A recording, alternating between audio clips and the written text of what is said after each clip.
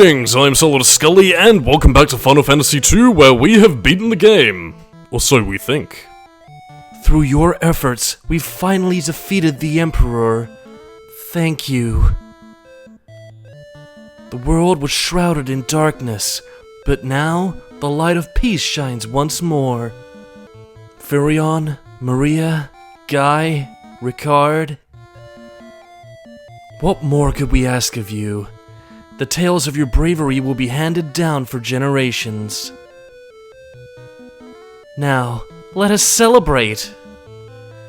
Many have come hoping to catch a glimpse of the heroes who brought down the Emperor. I wouldn't want to disappoint them. Yeah, everything's pretty much all sorted now. Cut to credits, game over, have a celebratory dance with Furion, Maria, Gordon and Hilda, and two random people. Whatever, I suppose. And then there's just Layla sort of hanging about in the background. I imagine she's the sort of lass who at a school graduation, assuming she actually went to school, she'd be the sort of person to spike the punch with, I don't know, whiskey, booze, LSD, the sort of thing that makes you see colors, man! Yeah, but unfortunately, no amount of punch spiking or alcohol is ever going to prepare these guys for what's going to happen next. Oh yes, urgency.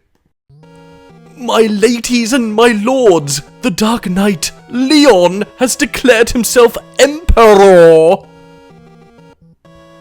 He's reorganized the Palamessian Empire. He'll send troops, he'll slaughter us all! Ugh.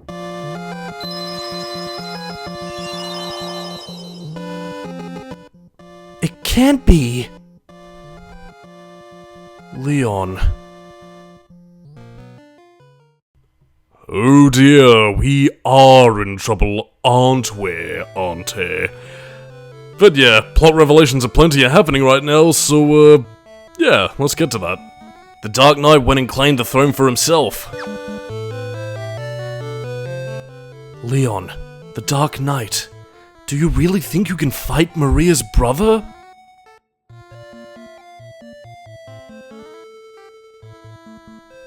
This is our battle. You have to let us finish it. I had a feeling you'd say that. Just make sure you come back.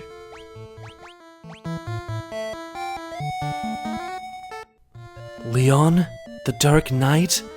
But I thought he was your friend, your brother.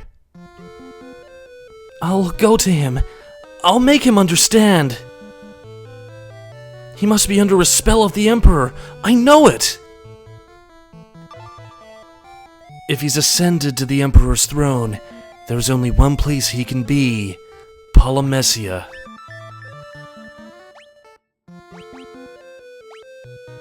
Castle Palamessia is a fortress situated high in the mountains. It cannot be approached on foot. It's an impenetrable fortress! Luckily, Paul doesn't know the meaning of the word. I've heard his bragging about breaking in.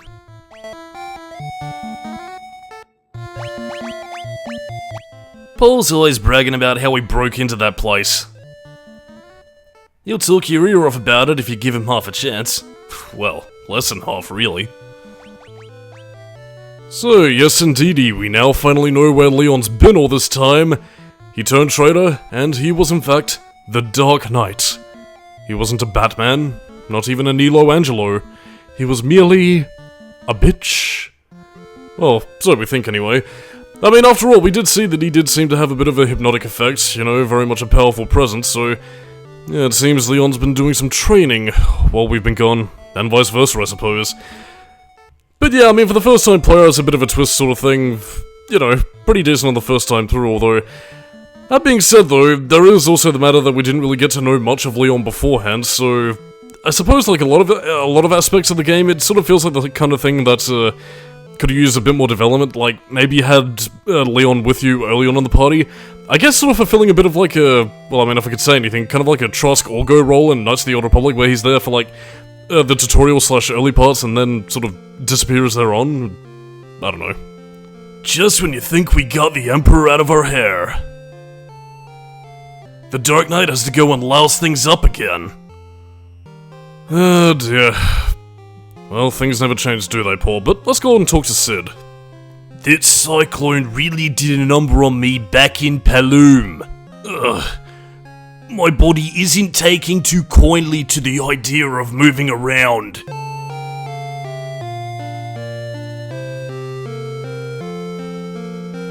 Sid, okay?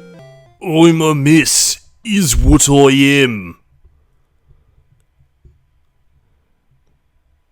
But my airship made it without a scratch. I wanna lend it to you. That's lend, you hear? I'll be wanting her back. Take good care of her. Sid, hold on!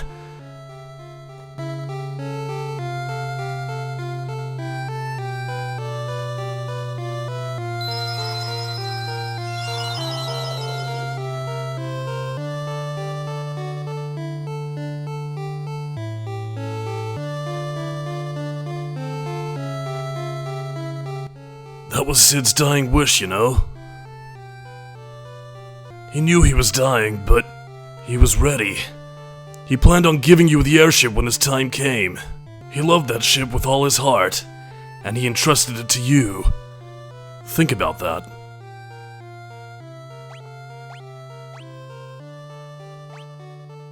That time I snuck into the castle, I used a kite to land on the roof. The only way is from above, from the sky. If there was ever a time to use Sid's final gift to you, I'd say this was it, wouldn't you? Oh, not another one. Why does everything Furion decides to touch turn to dust?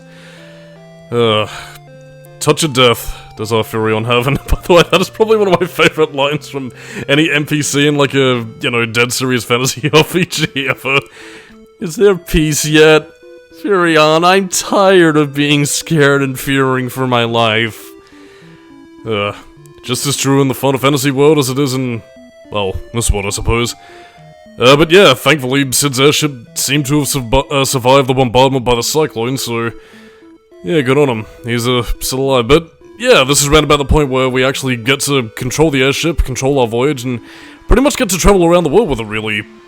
A little bit late in the game for my taste, but then again, I mean, Final Fantasy X did a bit of a similar thing, and nobody really complained about it there. Well, to my knowledge, anyway. Well, I mean, then again, in X's case, it was less the factor that you got it so late in the game, and more the factor that it was more like a teleport kind of thing, instead of sort of exploring an open map like you couldn't like the PS1 and pretty much most Final Fantasy games before that. I don't know. No, nothing will ever beat the Ragnarok from Final Fantasy VIII in terms of, some airship goodness for me, so... yeah, Quist, I suppose. I mean, then again, in X's case, or at the very least for, the HD versions that I've pretty much been familiar with for most of my playthroughs, yeah, you can go to different places with your airship, only to get completely punked and bombarded. But the less said about that, the better. In the meantime, though, we return to Castle Dice, since again, this was once the Dragoon stronghold, so let's see what Ricard has to say to, some of his own people here. Are you really a Dragoon? I am the last Dragoon.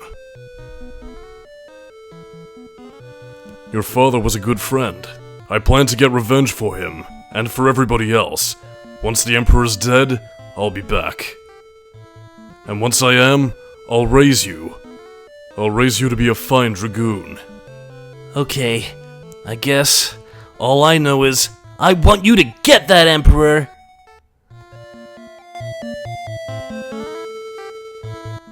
Ricard, you're alive! Alina? Where are Philip and the others? Have they really all been killed? They have. After you left, we lost the Wyverns. Then, it was only a matter of time. Alina, I want you to be strong. I'm here, and when the fighting is over, I'll come back. You and Kane look after Dice for me until then. Oh, Ricard. How many days do you have until retirement? 2? Oh. God, I mean, it's like joining the crew of the bloody Liberator and calling yourself Gan. Or joining the USS Enterprise and calling yourself Captain Redshirt. Or I'm supposed to use another more Brogdonagian term, well, by which I mean a slightly more well-known among people. It's like joining a mafia outfit and being named Paulie. They all tend to, say, push up daisies after a while. But whatever, I'm sure Ricard's gonna live a long and prosperous life, just like Sid. Oh. Okay, well, maybe that was a bad example, like, Prince Scott, he was. Oh. Well, I don't know, I mean, Joseph certainly. Oh. Well, I'm sure nothing bad will happen to him. Ricard Highwind, one of the best companions we have ever had. But yeah, you are really sort of seeing things now. Like, I mean, again, just this whole sort of gruesome, you know, fatalist world that they live in Final Fantasy II, and, I don't know, like, I mean, again, it really does sort of make you savor the moments of levity and victory that this game has, because, I mean, again, there are a few moments, you know, like the ballroom dance scene we saw just a little bit earlier, and, you know, even then a few of the humorous moments, like, you know, Firion getting cornered by the Lamia pretending to be the princess. I don't know, stuff like that is usually something that makes me smile, but in any case, so, yeah, Poft has been destroyed, as has Paloom, so, yeah, now we finally have the airship. We are pretty much in the driver's seat at this point, so we can pretty much control where it goes. The one caveat to this airship being is that you can only really land on, well, grassy patches, and they have to be flat grassy patches. You can't land on trees, you can't land in snow, you can't land in the water until it gets converted into, like, a submarine mod, as I believe, was it Final Fantasy V or was it Final Fantasy III that had the converted submarine airship Shugami-Doo? I know other games had it in the series, like Final Fantasy VII and a couple of others here and there, but, not really too sure. I suppose one of the more interesting variants is actually that the entire, well, both kind of an airship, but also kind of like a home base kind of thing, is the fact that, yeah, in Final Fantasy VIII, one of the earliest versions, question mark, of an airship you actually get is, well, the entire seed school of Blam Gardens flying around. It doesn't get as much altitude, I mean, it's not exactly Angel Island we're talking about, but, I don't know, it was one of the more interesting, technological developments, I suppose. But yeah, all that aside though, this is pretty much me just giving you the $10 tour of the world map, just seeing how far we've come and exploring all over the shop before we finally head to Palamesia, which, as Paul mentioned, is only accessible by the roof. Thank goodness we don't have to do any fucking hang glider segments, as was popularized by the likes of Assassin's Creed 2, Jak 3, I don't know, Tinky Winky's Big Balloon Adventure, and whatever else. But yeah, you pretty much just hover the airship over, you know, the castle of Palamesia, and of course, well, I guess I don't have any aerial defense cannons, or any magicians, people with arrows on board to try and stop it, no cannons. Ah, well, maybe it's kind of intentional, maybe Leon, the new emperor, wanted to come to us.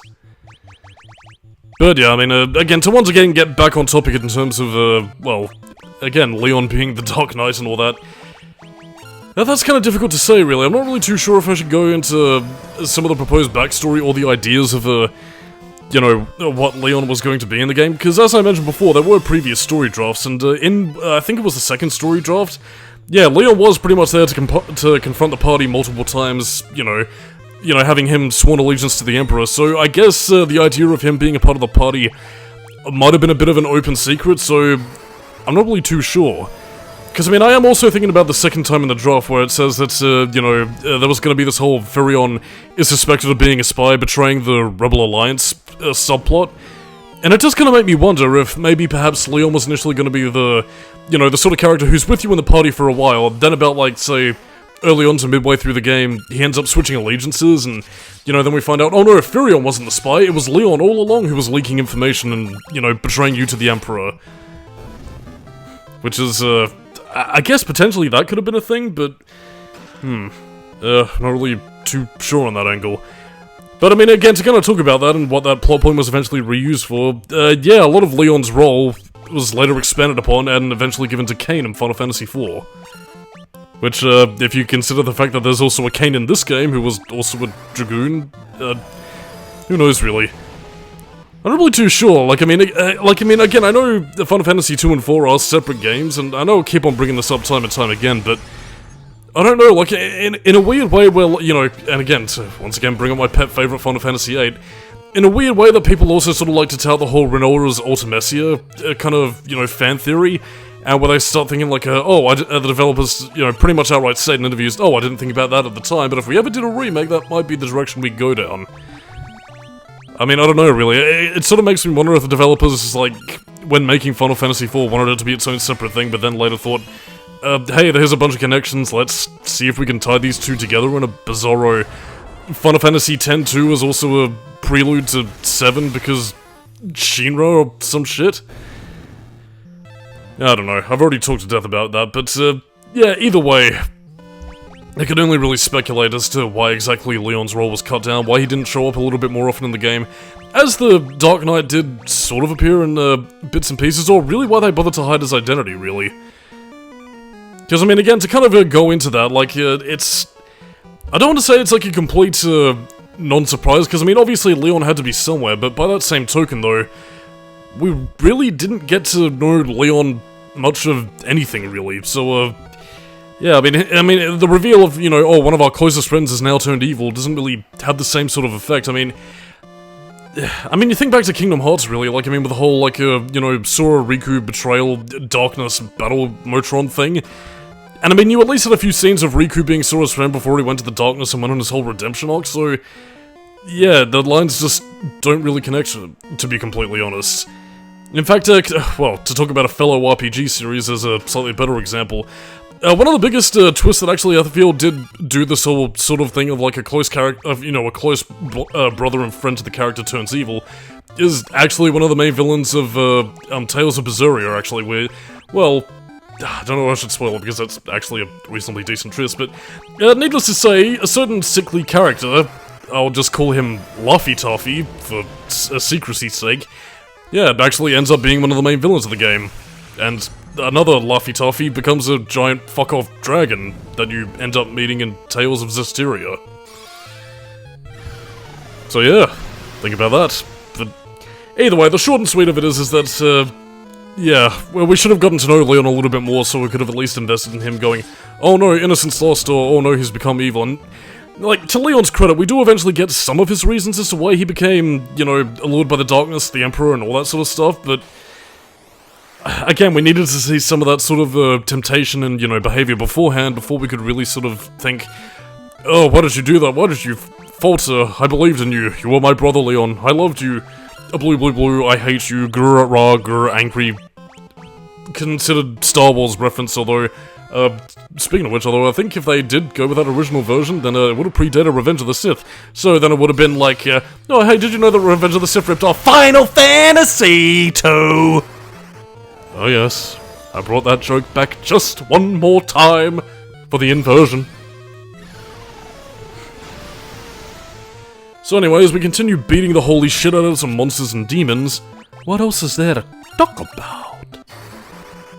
Well, not much really, but, yeah, we will eventually start seeing a bit more of Leon, everything else, and, I guess to sort of talk about, you know, Castle Palamecia, which I guess is really just more there to be the stronghold for the Emperor. It's kind of weird, really. I don't know whether or not Palamecia, like, was meant to be a kingdom, you know, with an active, you know, personage or people running around it, or if it is just meant to be, like, well, something to do with Emperor Matthias and, well, I guess his direct line of family, if earlier drafts of the story to be believed. Because, I mean, again, outside of the non-canon Japanese first novel, like, again, we don't get anything on you know, the Emperor's father. We do get a bit on his mother in the official novelization that came out a bit later, but yeah, we don't really get much outside of what this castle really is, if there's any other, you know, people outside of monsters and demons, which, well, I mean, I suppose if it is to imply that, you know, this castle is pretty much a creature of chaos, to borrow a Castlevania term, then, yeah, it seems that the Emperor and his family have a long history of, messing with the black arts, I suppose. Which, even then, could be a cool concept if that was the case, but the problem is that, well, again, this being the 80s, it really just sort of comes across as more level from game. Whereas every other character in the game seems to sort of refer to it as like a, you know, a different sort of kingdom that, you know, would have interacted with the likes of Kajuan and Finn, so... Not really too sure what to think about in that matter. It seems like it could have been an interesting place to develop or have its own sort of civilization with, you know, people under the thumb of the Emperor, but then again, we just never really get much of that. I mean, I guess I could have done some interesting character stuff with it, like, you know, sort of making a microcosm of the, you know, the Emperor's core values, you know, seeing humanity as fundamentally flawed, you know, justice being inefficient, and I suppose micromanaging it in a way that he sees fit. I don't know. I mean, to be honest, I kind of see the Emperor running his civilization to be... Well, I mean, again, to use somewhat of a dated reference, even if it is... Well, actually, yeah, it would be dated, because it is 20 years old now. God, I feel odd, but I see him sort of running his dictatorship kind of in a similar vein to Light Yagami from Death Note. You know, more that, yeah, don't worry, I'll kill criminals and everybody who's bad, but then eventually start working my way up to... No, yes, the lazy, the stupid, the people that I deem incompetent. They all shall die, as I have delusions of grandeur. Which the Emperor seems to have in spades. But I don't know, I mean, it is part of what makes the Emperor a very interesting villain to me, and, again, while a lot of characterization doesn't exactly get quite as fleshed out as, what they would in, you know, even games jumping ahead of console generation, I don't know, it's enough to make it interesting enough for me, really. And, again, given the era, I can at least respect that. Come on, we gotta progress with the plot! I can't keep talking about nothing at all! Mysteriously castle evilness. But yeah, I mean, to kind of comment on the soundtrack here, I do quite like the, well, I don't think it's not called the Imperial March, but, I guess the theme of the Empire's, army or whatever? I don't know, it's got a very distinctive tone to it, like, I mean, again, even if people are gonna go, oh, they ripped off, you know, John Williams' score, the monsters, as we, once again, fight the Emperor's shadow. Just slap him with some purple paint and call it a day. Ugh, that's enough development for one day, time for dinner. I assume was what Nasir Gabelli said when developing the game in America. Fuck yeah. Coming again to save the motherfucking day, yeah. But yeah, compared to the real Emperor, which I tried to show was decent used by, you know, fighting him fairly, this guy gets fucking so, yeah, take him down. It's driving Maria berserk. You did this to Leon! You did this! I'll never forgive you! Never! Oh baby, take a look at that Ultima. That's a spicy meatball, But yeah, you're seeing even by level 10, Ultima, again, is actually starting to become pretty ultimate. It does a decent chunk of damage for this stage in the game, and yeah, quite frankly, I mean, again, it does take a long while for it to fully upgrade, but I would highly recommend getting Ultima to level 16. But then again, I suppose a bit of the problem with the leveling system of Final Fantasy II is that, again, in the effort to, you know, have a sort of learn by doing system, by the time you get some late game spells, depending on how much people enjoy the game, they're either going to be feeling like, look, it's near the end of the game, I kind of want to dust this off and move on to something else, or and, you know, as a result, make them less inclined to grind, especially a spell that's quite grind heavy to get it to max out. Or otherwise, if they didn't enjoy the game, they're pretty much going to be thinking, wow, Ultima fucking sucks, never use it again, and pretty much just sort of complete the game as normal, really. Assuming that they haven't found out about the blood sword method of beating the final boss.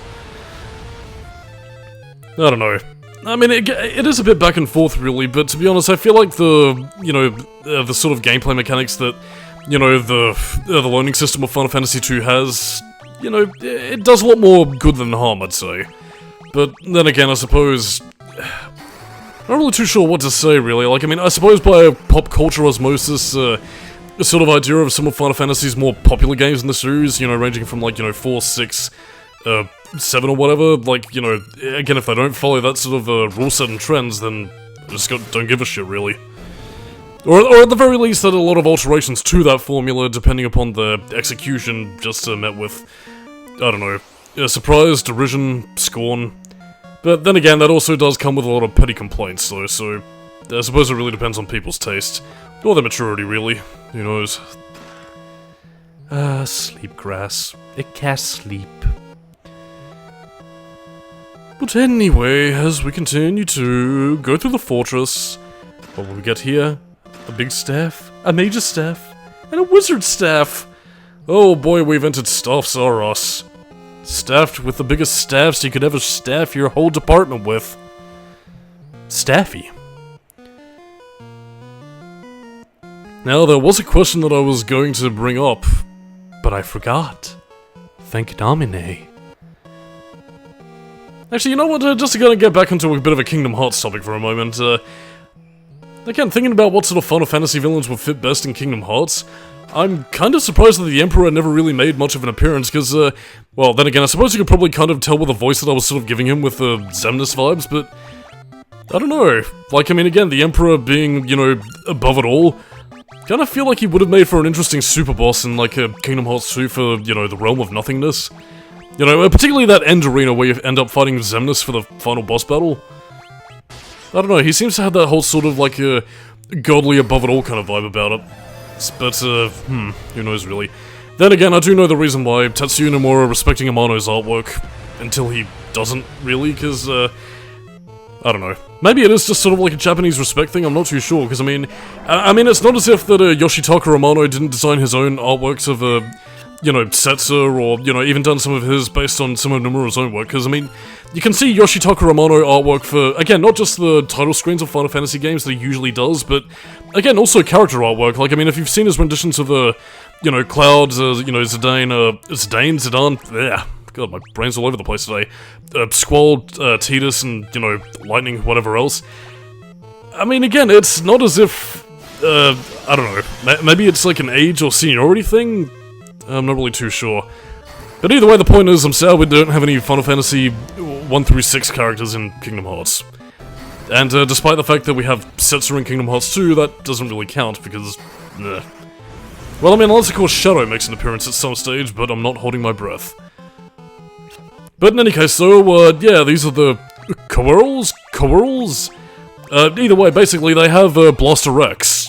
While it does sound like a cool, you know, 1980s era sci-fi hero, no, Blaster Rex, I believe, actually carries a death status with it, so, yeah, watch your sticks, keep it freaky, stay sleazy, and make sure that you don't get caught with Blaster Rex.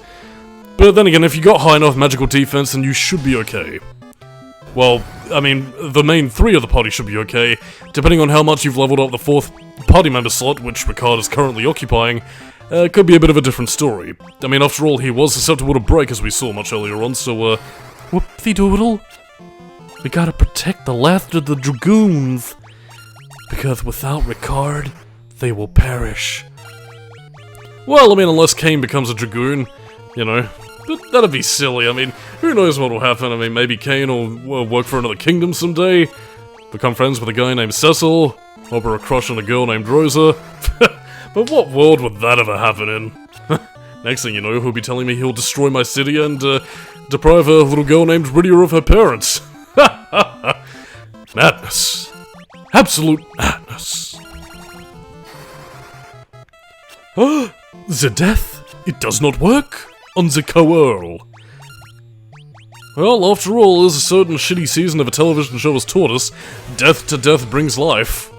By somebody who has absolutely no grasp on reality, physics, or science whatsoever. But oh no, apparently it does work. So bringing death to death brings death. So you see? Yes, don't fear the Reaper. Take my hand, don't fear the Reaper. And there goes Solidus-Skully's singing the hits of the 70s. How much more do we have left to go? Not too long, but then again, I'm just sort of thankful that this part was also very voice acting heavy, so, you know, I mean, depending on, I mean, again, again, as I'm bringing it up right now, today, on, Friday, fuck, what's the day today? Yeah, Friday the 6th of, March, yeah, today is actually when I'm currently uploading part 1 of Final Fantasy 2, so, yeah, depending on whether or not, people take to me voicing over the characters to sort of give the illusion of cutscenes, I don't really know how well that's going to be received, but considering the fact that we are pretty much like, what, 20, 21 parts into the commentary at this stage, too late to change anything about it now. I mean, especially since we've nearly voiced over well, almost every single one at this stage, not counting optional, random characters around the village. Well, I mean, except for the occasional one or two that I just sort of give a silly voice because I can't be asked. And then again, all the women sounding alike because, shock of all shocks, my balls dropped. So, yeah, my Adam's apple, my testicular glands, all have been for naught. That have likely frightened away any female viewers, and I do know that for certain. I do check the analytics of this channel. I have an all-male audience.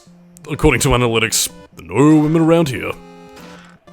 I'm sad now. Truly, I only cater to half the audience, but not at all. But in any case, there are no secret passages. The Emperor had no treasure, except behind his treasure walls. That does also bring me to, well, I mean, then again, Paul did mention breaking into here, so I suppose he was able to lift money from the Emperor's treasure vault, so, yeah, good on him. Which is kind of funny, really. Like, I mean, he was able to infiltrate the Emperor's, stronghold like this. But by that same token, he was also ending up getting caught in Semet Falls. Yeah, excuse me. I don't know. I mean, I guess the implication is that he ended up running into Leon, who pretty much punked his shit, so... who knows, really. I don't know, I guess maybe Leon might have been too much for Paul, but either way, speaking of Leon, as we skip over the battle, here he is right here, so... Let us confront the Craven King, the newly crowned Emperor, with his new empire? I doubt it. I expected you to come, Furion. Do you really think you can kill me? Stop, both of you! Why do you insist on fighting, Leon? Weak words from the weak. Do you know what rules the world? Power. Sheer power. The Imperial throne is mine. The weak cannot survive without the strong to control them. How many lives did the rebels throw away? They chose to oppose the Empire.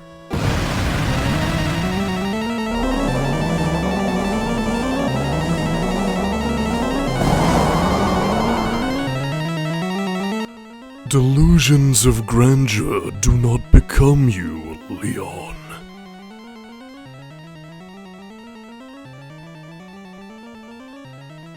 Though I find the thought of you as Emperor quite deliciously absurd, it ends now. This world can have but one Emperor, and I am he.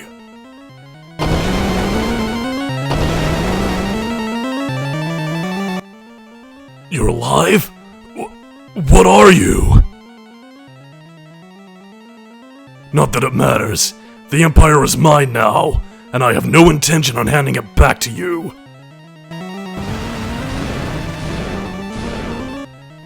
The Empire? Huh. I've no need for such trifles now.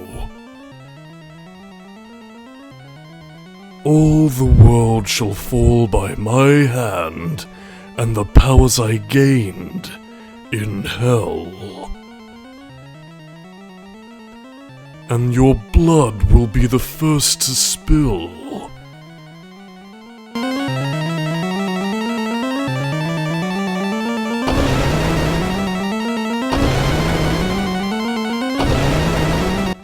Call the Wyvern. Use it to escape. Ricard, what are you doing? You may have a little trouble spilling the blood of Ricard Highwind, last of the Dragoons. Pathetic insect. I will enjoy making you rue those words. May the spirits of the Dragoons lend me their strength. Ricard!